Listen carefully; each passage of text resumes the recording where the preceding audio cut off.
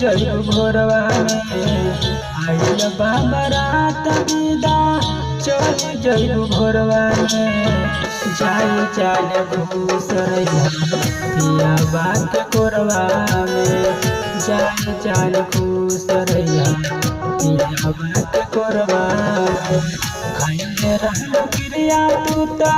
दिया के अजोरवा में खैले रहलो क्रिया तू ता दिया के अजोरवा में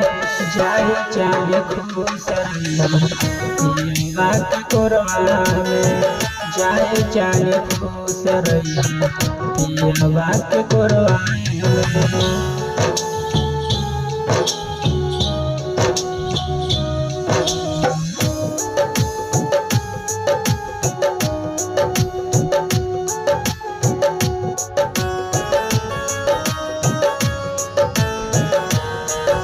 दिलवा से कैसे भुलैबू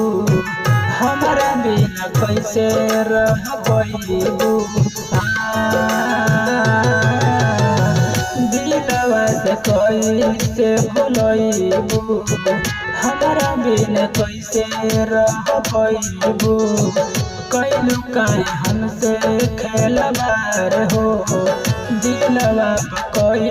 दिलवार हो पढ़ते तनुरवा बंदा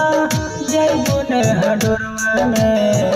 पढ़ते तनुरवा बंदा जइबू ने हडोरवा में जाए चाल खुश रहिया पियावा के कोरवा में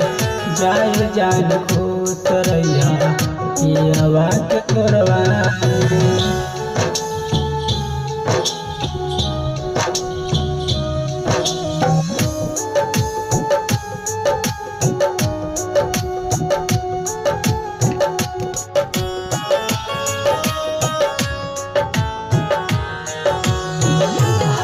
दिल के केकरा के बताई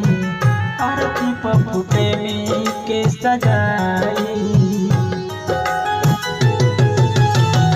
हाल दिल के केकरा के बताई